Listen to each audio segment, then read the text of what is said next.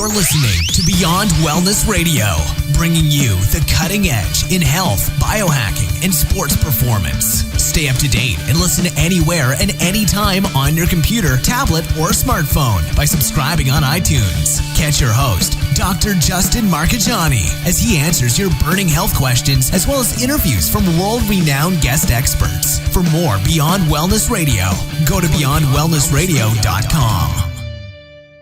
Hey there, it's Dr. Justin Marchegiani. Welcome to Beyond Wellness Radio. Feel free and head over to beyondwellnessradio.com where you can access our full podcast transcriptions. While you're there, you can also sign up for our thyroid and female hormone video series. This series goes into the root cause of why your hormones are out of balance. While you're there, you can also schedule a functional medicine consult with Dr. Justin, myself, where we'll dig deeper into the root cause of your health challenges. Feel free and think of sharing this podcast with at least one person. This podcast grows by people sharing it. Sharing is caring. If you can think of one person that can benefit from this information, please feel free and share it. If you're enjoying the podcast, make sure you subscribe on iTunes. You can also click below the video or podcast where you'll see the iTunes review button and leave us a review. You can also sign up for the newsletter at beyondwellnessradio.com where you'll get updates before anyone else. Thank you so much and enjoy the show. Evan Brand, it's Dr. J. How's your Friday going, man? It's going great. I'm happy to be with you. I've been in the zone. I had, 5 or 6 patients in a row. I get to go jump into a podcast here with you, which always makes my week. Getting information out there, and it's so nice knowing that when you're sleeping and you're not even with a patient, that you're still out there helping people because people are listening to us thousands of times throughout the day. So it's such a rewarding thing knowing that you can help people even when you're not actually doing it at that exact second. The beauty of technology. Love it. So I'm hanging out with Butter here right now. She's actually asleep in her bed, but she's been my little trusty steed all week long. How are you doing? How's Summer doing and the kids? She's good. She was fussy earlier, so we gave her something. It's called gripe water. It's like this organic fennel ginger concoction that you give in it's like a little child tincture, if you will. Nice. And it really helps. That's awesome. And it was to help her tummy? Yeah, it's just like stomach discomfort. I mean, you'll feel the stomach get hard. Yeah. And you'll feel it soften up once you give her that. I don't know if it's gas or what it is, but the fennel, the ginger, it's all just... Oh, that's great. And you may even want to look too. Is a couple of good probiotics out there that are higher in the Infantis strain, and the Infantis is one of the best ones when they're less than 3. It's more in the infant, so to speak, right? So it's great for the kind of digestive issues in little kiddos. Yeah, I think the one we have, it's like called Probonics. It's like a very high Infantis. Oh yeah, we had this conversation a few weeks ago. I tasted it. It is gross, but it's effective. Yeah, I mean, what I've done with patients in the past is you just get the powdered Infantis, and the mom can put it on her nipple. So then when the baby's feeding, then it's just right there, and it just gets right into the normal flora just kind of naturally, and then it helps because it's going in the same time as the feeding's happening, so it can help with the breakdown of everything. Yeah, this one's a little dropper. It looks like colostrum. It's like little yellow milk. Oh, nice. Not tasty, but it works. Well, we will not gripe over gripe water. Yep. Cool, man. Awesome. Anything else? And that's it for this week. Dude, let's talk about some clinical pearls because me and you, we're in the trenches. Our sleeves are rolled up. We're getting down and dirty, getting our patients who are, having symptoms, having issues, having challenges better and overcoming them. We want to share with we have patients that listen to this show. We have people that aren't even patients that are just looking to get their health better. We want to share some of those clinical pearls. So let's talk about people that have chronic digestive issues. What are some clinical pearls from the last week of some of the patients that have come in to see you that you want to share off the bat? Yeah, so one girl in particular I was talking to you about, she had stomach pain for a really long time. It's been at least 5 years that she's had stomach pain, and it comes in waves. So it could be an 8 or a 9 on a pain scale, 10 being the most. Some days it was like a 2 or a 3.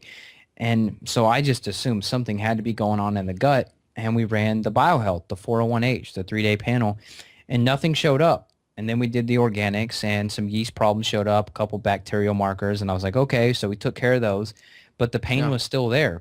So we had spun wheels for quite some time, and I said, okay, we're going to have to go deeper. We're going to have to get the genetic stool test. So she's like, all right. And so she ran it, and then she comes up with Dentamoeba fragilis. Is that the GI map? Yep. Yeah. The GI map. And she showed up with the dent amoeba. And I was like, wow. And you read every symptom of this parasite, and that's her. I mean, it was textbook. And I was like, wow. I assumed something had to be there, but we just had to find it. So I think the takeaway is that this stuff is there in people. It's just a matter of you finding it. And she had been to conventional doctors for years and gone to all these prestigious hospitals and all of that in Los Angeles, and they found nothing. So it makes you question how many people out there really going with this stuff undiagnosed. I think it's a lot. I think it's really important to do 2 different stool tests. I think that's essential because you can really cast a bigger net to pull some or to catch some infections that may or may not have been there. And when you have someone, and it's really hard too because, it's easy to get someone to do these tests when they know they have bloating, gas, constipation, diarrhea, right? All those things. It's really easy. But then when you maybe not have some of those symptoms, maybe it's more mood stuff or fatigue or some other things regarding emotions or hormones, it's hard to get people to connect that those symptoms, even though they're atypical, they're not the typical digestive symptoms, to get these tests. So I always tell patients, anytime you affect the gut, right, it's like shaking a branch on the tree. All the leaves move, or it's like throwing a rock in the water. You get the ripple effect. You affect all the nutrients. From the nutrients comes our hormones, comes our building blocks for hair, skin, nails, everything, neurotransmitters from mood. So gut's really important. I had a couple patients this week. We did one test, came back clean. Another one came back H. pylori. Gentleman I'm treating right now has got a lot of head stuffiness, or head almost like a head congestion where his head feels just like lots of pressure. And he came back with a Klebsiella overgrowth and H. pylori, where he had seen lots of other clinicians and came back clean. Now, this gentleman, we're trying a lot of different things like lower FODMAPs, like really keeping the diet bland, very mono, 1 meat, 1 vegetable, crock potting it, kind of blending it up, making it into a slurry so it's super easy to digest. So we're trying all these things with this person. And the next step is we'll be going to a elemental diet, which is just really what it is. It's elemental. Everything's broken down to its absolute, finite form. So it's really easy to digest. We're trying to get this person a foundation so we can start some killing real soon for the H. pylori and for this more than likely a SIBO, or a small intestinal bacterial overgrowth. Yeah. And what I was going to mention is, for this female, she was not able to ever get the burn with hydrochloric acid. I didn't tell her to do the test where you take a bunch of enzymes and HCl and all that until you feel the burn. She did that on her own, and she was up to 14 capsules of HCl, and she still did not feel the burn. And I believe she's 27, 28 years old. So that just shows how far these parasites can really damage the gut health, and people have no clue why they are not digesting, why all of their amino acids are not working, their brain's not working. And the conventional doctor is going to say, what? Oh, maybe this low mood is depression. Here's your Abilify. Right. And how does the Abilify affect a mood issue if it's a lipopolysaccharide overgrowth from the bacteria, and which is causing a leaky gut, and all those LPS compounds are getting to the brain and crossing the blood-brain barrier? Yeah, that's right? scary. If you're on Google, type in LPS and mood issues or depression. There's studies on this stuff. So yeah, gut issues can cause depression. And also, just a note to anyone listening here that's doing HCl, I always recommend, once you hit 7, 8, and you're not having a digestive improvement, don't go that high, because you don't want to increase your chance of getting a peptic ulcer, right? Your food, all that chyme, that mixed up food in your stomach, once it passes into your small intestine, your pancreas has to make a whole bunch of bicarbonate to take that nice low pH back up to about neutral, about 7. And if you exhaust your bicarbonate stores, you're going to have a hard time neutralizing that hydrochloric acid. So even though it's fine in your stomach, you may not be able to bring it back up to neutral once it hits the duodenum, the first part of your small intestine, and you can get a peptic ulcer. Yep. So I always just tell patients, anyone listening, work your way up to 4 or 5, maybe 3 to 4,000 milligrams or 3 to 4 grams, unless you're seeing a noticeable difference and feeling an improvement as you go higher. Then I would stop at that, 5 or 6. And if you're not noticing an improvement from 2 or 3, let's say, then keep it at 2 or 3, which is about anywhere between 2 to 2.5 milligrams. If you want to go up higher, make sure you're working with a functional medicine clinician. Yeah, that's well said. Yeah, and I told her, I was like, that's not a good idea. It's unnecessary. 14, that's insane. Imagine how quick you're going to go through a supplement bottle anyway. I know. But Hope you're buying stock in that supplement company. Seriously. And I also, one more thing too, I had a patient come in this week who's just like, oh yeah, I can't handle the HCl. Like, one capsule is causing burning. I'm just like, all right, well, one, that means your gut lining is very, very thin. Yeah. Stress hormones, cortisol, inflammation in the gut. And she had H. pylori too. She came back with H. pylori. So really thin gut lining. I'm like, yeah, that H. pylori really ate away at your gut lining. Now that means something, because that means that essentially your gut lining's weakened. So that's going to be our indicator to go back to as we heal. And having seen this dozens of times before, we can cut out the foods, throw them to the 5 or 6 hour program and start adding in hydrochloric acid on our own in the middle of a meal at very small levels, maybe a quarter of a capsule, and working it up can help, because a lot of times it's the low acid that causes the food to rot. The food rots and then it putrefies and organic acids rise up, and the inability for that food to break down actually creates more irritation in the gut lining. So it's kind of weird, by giving small amounts of acid and breaking down the foods and doing anti-inflammatory foods, we can actually create less gut irritation, but sometimes we got to taper really low and slow and go back up like cooking a frog, if you will. Yeah. What about adding in like a little bit of lemon, apple cider vinegar in the early stages if you can't even do HCl? Yeah, if they can't even do HCl at a half or a quarter of a capsule, we just go with a very small amount of apple cider vinegar, a teaspoon working up to a tablespoon. Choose either lemon, organic lemon, or apple cider vinegar, and work your way up and take it in the middle of your meal, right? Imagine it's like the Oreo cookie, right? You got the 2 outside cookie parts, you got the cream filling. We want that HCl or enzyme or acid kind of sandwiched in there right in the middle of the Oreo cookie, not up against the gut, not at the top, up against the potential esophagus. Right.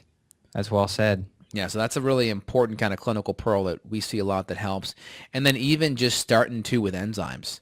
Just starting with enzymes first can help because they're less abrasive. Yeah, with no HCl, you're saying. Yeah, with no HCl can be a great starting point too. Yeah. Excellent. And then kind of also to note there too is, we're made all the good food changes. We're doing all those really, really good things with food to make things easier, but just making sure the food's, you're chewing your food up. I mean, and if you can't chew it up, or you're not sure you can get it enough, blending it or doing it in a soup can be super helpful to make sure that surface area is there. Because chewing, what it does is it increases surface area, which allows the enzymes and acids to work better and break it down. You know what's on my wish list? What's that? An Instant Pot. Do you have one? What is that exactly? It's a pressure cooker. Oh. So basically, I went over to, actually she's a patient of mine. I went over to her house. She had this little, I guess you would call it like a little functional medicine party. She wanted me to talk to all of her female friends about their issues. Oh, nice. It was a fun time. That's cool. And she had an Instant Pot, and she's like, Evan, you got to get one of these. So she cooked an entire roast in 90 minutes. Where a crock pot would have been, what, 6 hours, 8 hours? So that fast? Yes, man, 90 minutes.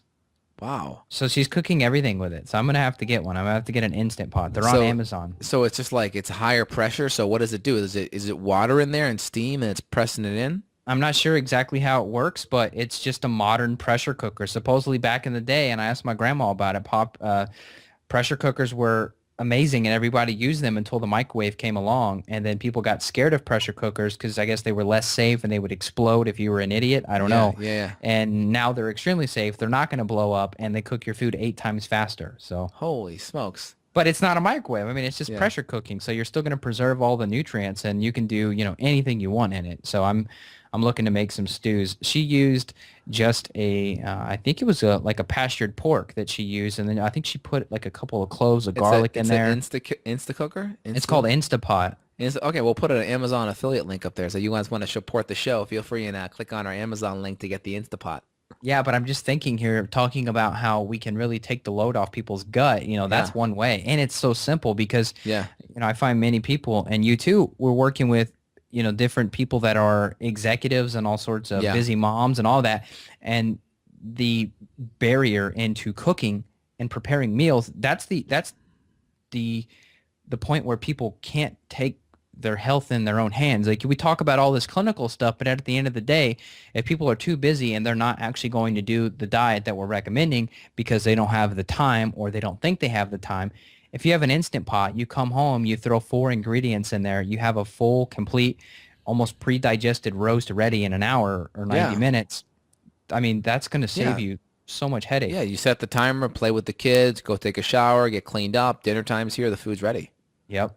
Makes So I so much think we're going sense. to start implementing it just because you can cook. I mean, she had pounds of roast that she could Yeah. use, and that would last you a whole week if you needed it to. So I really want to try to help people understand that it's really not that hard. Like everything we talk about, it might get complicated sometimes with the minutia of the details that we have to bring across, but in reality, it's simple. You wake up with the sun, you get your good nutrition, you don't skip meals, you get your sunlight, you get your movement, you make sure you're free of infections, you get your gut healthy, you get your hormones healthy. Obviously, there's a lot more, step by steps that we're taking people through behind the scenes, but in reality, it doesn't have to be so complicated that it overwhelms you and stresses you out. I think we need to do some videos of us just like making some simple meals. I think the behind the scenes stuff, I think man, it'd be like a cool. vlog. I told you, like a vlog Yeah. style. That's what's hip on YouTube now Yeah. is people showing you everything, even themselves wiping their butts. Actually, I haven't seen that, but people go too far with the reality TV a little bit. So I'm not going to show that part of my life, but I think really just showing people that this is attainable. How many times have you heard that as a barrier where people are like, I just can't logistically make it happen with the food I'm eating out twice a week or something like that? Yeah, and the reason why is, right, that's how you learn. There's the conscious competence, right? That's the hardest part because you got to think and it's really hard, but you can do it, but it's all the thinking, right? And most people, they get sick, they're in that unconscious incompetence. They don't even know what the heck they're doing is making them sick, right? So we try to get people into, all right, they're already seeing us. They know, they're conscious that something's wrong. So they're consciously competent because they know something's wrong. Now they're kind of getting these habits dialed in. They're consciously competent, but it's like, it's like driving a standard for the first time. It's like, whoa, you can't even you're looking down, you're shifting, you got the clutch on, you're trying to look at people crossing the road. Like imagine having a conversation when you're driving a standard for the first time. Forget about it, right? It's like everyone quiet. And that's kind of what it's like with people getting these new health habits down. It's like driving a standard and having a conversation for the first time.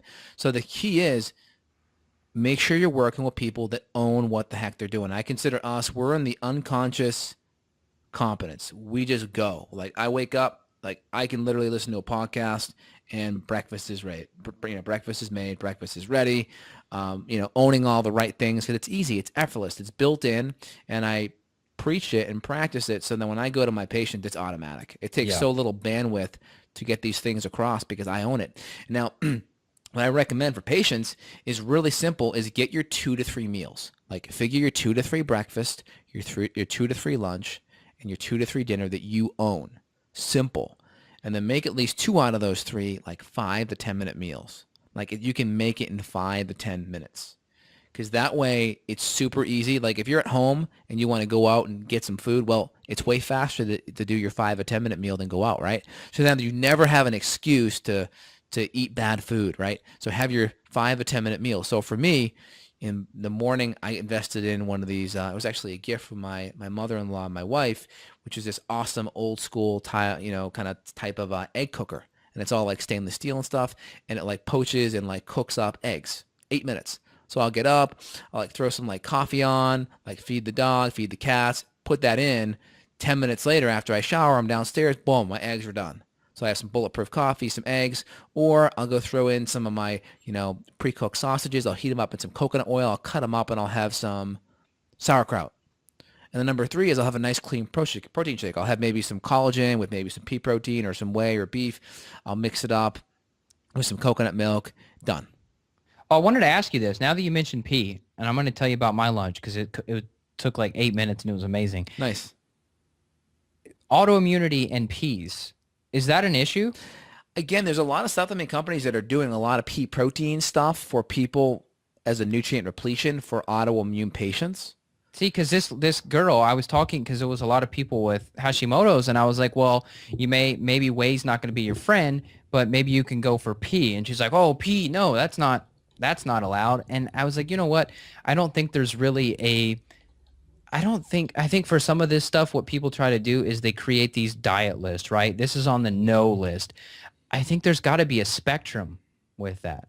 Well, a lot of the problems with peas actually come in, if it's in that legume category, Yeah. are the carbohydrate portion of that.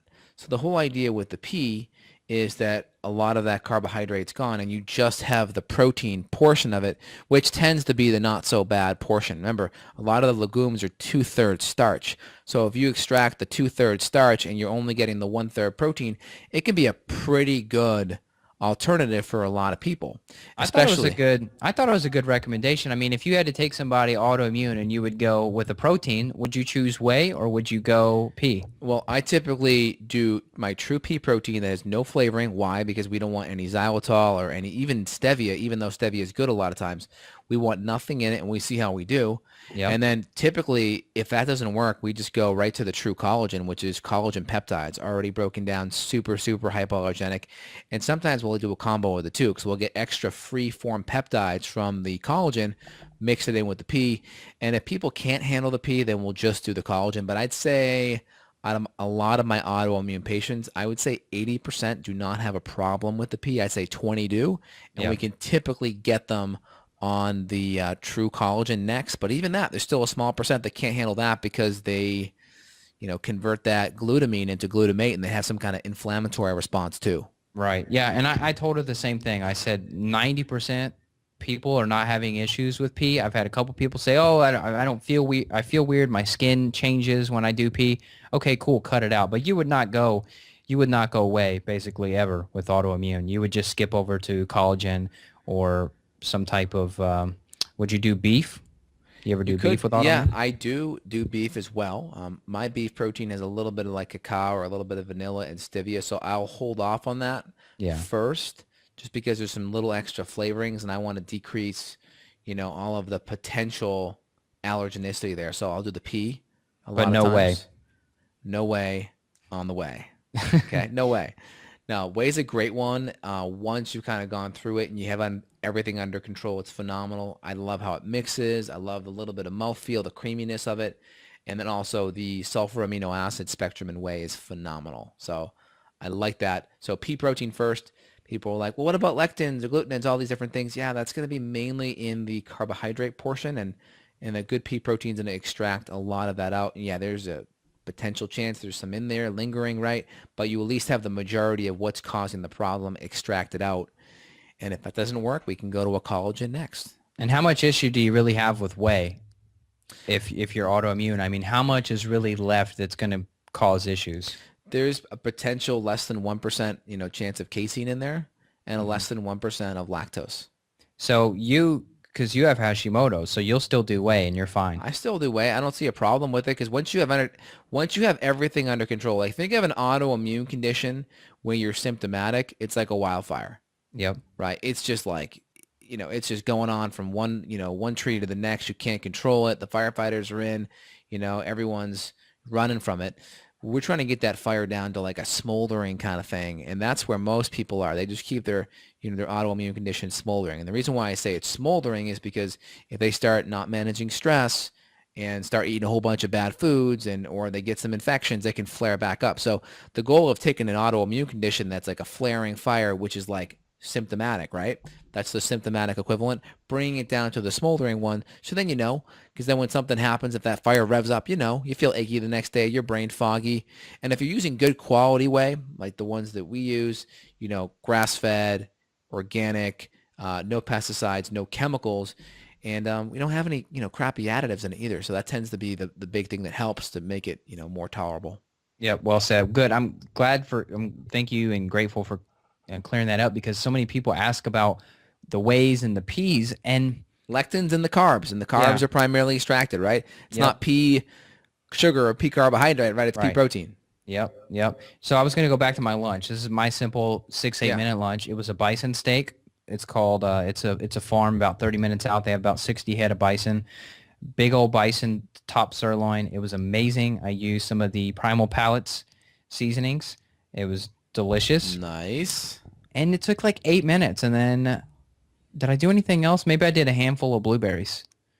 Nice. That was it. And I mean, it was amazing, but it was so simple. It's such a go-to thing. So I don't know. I just feel like it can be so simple. Nice. But there's so much noise out there that people come to us and they're frustrated and they're sick of hearing XYZ person focus on methylation or MTHFR defects. And it's like they come in the door thinking, this is my problem. This is why I can't get better. But in reality, so much emphasis is put on little tiny pieces of this puzzle that if you just stick to the stuff we're talking about, you go through these 3 body systems, you check in with them, typically we're going to be able to remove the vast majority of your roadblocks. So I think maybe my takeaway for this is try to think simply, look at the big picture. You got to be holistic, and holistic, WH, holistic, but also you can't focus too much on the minutia.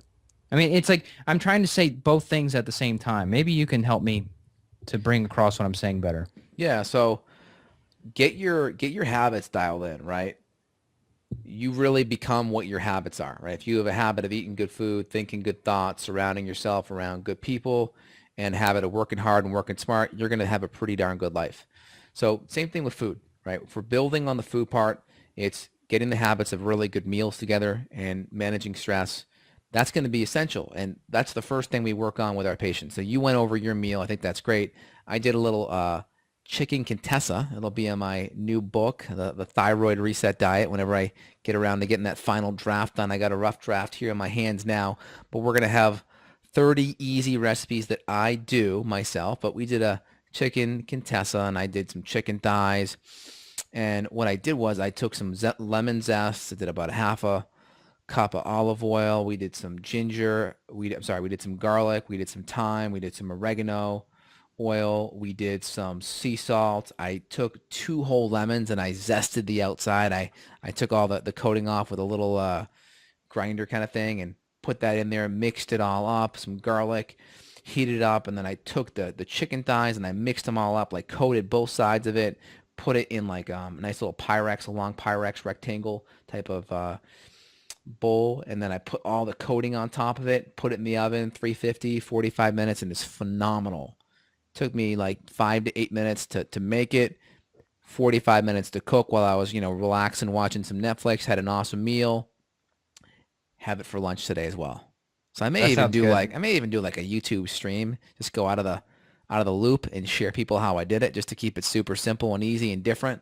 But easy things, batch cook. I got lunch today. I cooked it last night. My lunch will take me no time to get it prepped.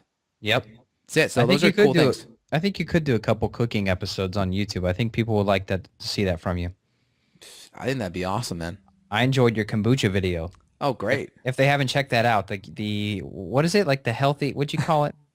Oh, is that the Dr. J's Moscow Mule? Yeah. I got a secret. I'll share it with everyone that's on the show here. But when I did that episode, the little SCOBY? Yeah. In the kombucha, it didn't quite come out, and it just like hanged off my chin. It was like so long. It was like a big, what, coming out of your nose, and it was so gross. I had to cut that out. But that's our little secret between us and the peeps here. So that's hilarious. Yeah, that was a good one. But you gotta love the SCOBY, man. That's where all the good probiotics are. I'm not gonna let that go, right? Yep. So what did I do? I did like a little slurp action, get it right back up there. You should have put that in the blooper. I know, right? Blooper reel. Anyway, if people are like, what are we talking about? Justin made a video of a healthy alcoholic beverage, if you're going to enjoy one, and showed the behind the scenes of how you do that, where you're not going to destroy yourself. And then I think you gave some tips too about supplements, like your activated charcoal and some other stuff. If you are going to drink, don't be silly. Take your sups. Yeah, and that's my little Dr. J's Moscow Mule, my awesome version of a regular Moscow Mule, which is like ginger beer, which ginger beer tend to have a ton of sugar in it. So watch out. Healthy, clean vodka, and then some lime juice as well. So I did my version. Take a look at it. We'll try to put that in the show notes too, but go over to Google, Dr. J's Moscow Mule, and it'll pop up. Yep. Cool. Well, any other clinical pearls today? We talked about some digestive stuff, some meal stuff, kind of getting into that unconscious competence. And just know, like, if you're starting out in this journey and you're like, man, this is hard, I can't do it. Don't worry. Like, we've been there with a couple thousand different people. Everyone goes through this. Just get the habits down. Pick your like 3 recipes or 3 easy things per meal, 6 to 9 total or so. Have your go-tos. Work on getting your go-tos, and get a good shake in the morning. Shakes are so easy. I mean, who can't do a shake? Yep, I agree. Yeah, I say the last thing is just I'm trying to think of who it was. Someone asked me, do I really need to get tested? Do I really Yeah. need to get my gut tested? I don't have symptoms. Truth is, a female patient I spoke with this afternoon, she's 60 and she has zero gut symptoms. She's just tired. So I would consider that a gut symptom, but most people don't consider that a gut symptom, bloating, belching, gas, etc. So just fatigue. And she had H. pylori and also Citrobacter together. So Wow. get tested, because even if you don't feel it, who knows? Like you use the analogy, which I love, of ding dong ditch. And Yeah. if your body has been trying to hit that button, hey, something's wrong, it can only do that for so long before the body's not going to answer the door. So you really may have some things that have been in there for 20 years. They're dormant, or not dormant, but they're not sending that signal that something's wrong. So you have to get tested to roll these things in, roll them out. And you never know. You never know. And I sound like a broken record at this point, but you have to do it. You have to get the piece of paper with your results that says, yes, you're fine. No, you're not fine. You have stuff to get rid of. Yeah, everyone has the right, in my opinion, to be infection free. Yeah. Yeah, that's cool. Well, any last thoughts? I have one more thing I wanted to share, but I'll let you. No, anything please else you do. wanna hit? So a lot of people come to me and they're just like, all right, Dr. J, like, this is so boring, come on. Like, I am so bored. And we go, okay, all right, great. It sounds like you have the fine taste of a world traveler. Let's go take a look at your old food diary and just see how many different foods you were consuming. We go look at it and it's like, yeah, you're kind of consuming the same crap all the time. So where's this, variety that you're screaming for, right? With these world-class kind of taste, right?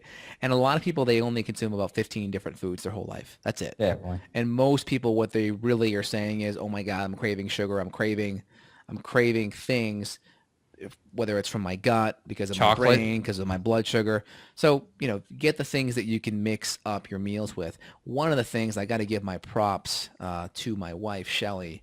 She did a great thing a couple weeks ago. We were at Whole Foods, and she got one of those big buckets, when you're at the salad bar, and she just grabbed a whole bunch of different toppings for the salads, a whole bunch, all these different things we never even try.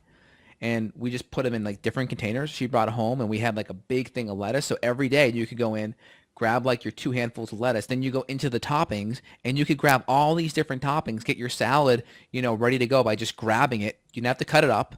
You didn't have to prep it, store it. It's all ready to go. And I could have a different salad every day. I could mix different things in there, the nuts, cranberries, all these things I never even have on my salad. And every day was this new salad with new different taste on my palate coming in. That's great. So that was super easy. We spent $15 for different toppings, but we had 10 or 12 different salads that week with all these different flavors. Yeah, even that, you could throw in the arugula or the other types of greens, get some bitter taste in there. Yeah, totally. So Yep. I was a huge fan of that, and I'll tell you right now, secret, I'm going to go have, there's this thing, it's called bockwurst. It's a combination of pork and veal, and it's just amazing. It's almost like a white meat, but it's so tender it almost melts in your mouth. So I'm going to do some bockwurst. I'm going to do some of that salad contraption I just mentioned, and I may even have a nice green apple with some cinnamon on it for dessert. So nice. That does sound good. Yeah. So I think I'm going to go bounce over to that and get my blood sugar stabilized and see a couple more patients and maybe get a little lift on at the gym today. How about Nice. you? Here's my last thoughts. Yeah. We'll probably go to the park. It looks like the storm's clearing out, so we'll probably Nice. take the baby to the park. We went last night, and I went to the spray ground. It's at this new park, the last section of the park that opened, and it was 85 and sunny. I did some cold water immersion in the fountains that they had there. It was extremely cold, but it was so fun.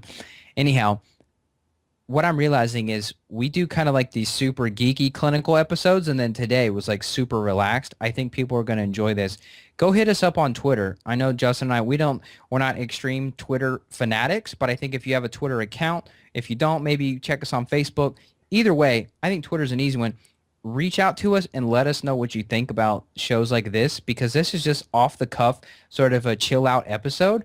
And I think this is a really good way, not only for you and I to decompress and share the clinical pearls of the week with patients, but also just connect with us on a different level where you don't feel like you're being lectured. You're just kind of hanging out with us, and I really enjoy it. So I hope the listeners, you all enjoy it as much as we do. Yeah, our goal is a little bit of entertainment, a lot of, knowledge and brain candy, or at least practical info so you can go be healthier and kick butt in your life and with your families. And then just continue to make yourself a little bit better every time. The thing I've learned after over 5 million downloads of a podcast now is you're not typically going to hear any good things. You're only going to hear bad things. So if you hear nothing, then that means people like it. Yeah. If you hear something bad, then you're like, okay, you have to change. So if you don't hear anything, then we just have to assume that people like it and look at the download numbers, which keep rising. And then we're like, okay, people enjoy it. Yeah, and if you want more of it, people listening, you want more of it, let us know, because that pumps us up and lights a fire under our you-know-whats and help us provide better and more quality info to you. Absolutely. So finishing out, if you'd like to schedule a free consult with Justin, go to justinhealth.com, my website, notjustpaleo.com. We're available. We'll chat with you, see if we're a good fit. We don't accept everyone because we're looking for people that are motivated. Luckily, we have the luxury to work with people that are super passionate and they want to get better as much as we want them to get better. Not just people that are like, yeah, I'd like a little bit more energy. No, we want people like, I'm ready. Rockstar status. Yes. So That's it. Go check us out, Justin Health, Not Just Paleo, and you can go schedule those consults with us. Love it, love it, love it. Well, it's Friday, man. I'm going to take it off maybe an hour early. I'm going to get off at 5 today from patients and then head to the gym. So I'm stoked. 2 days off here, going to get recharged, and then we'll chat again and get some more high-quality info out to our peeps here next week. Sounds great. Evan, have a good weekend, man. You too. Take care. Thanks. Bye. Bye. Got a question for Dr. J? Go to beyondwellnessradio.com and click the questions button. Then tune in to hear the answer. Also, if you like the show, click below to review us on iTunes. For more Beyond Wellness Radio, go to beyondwellnessradio.com.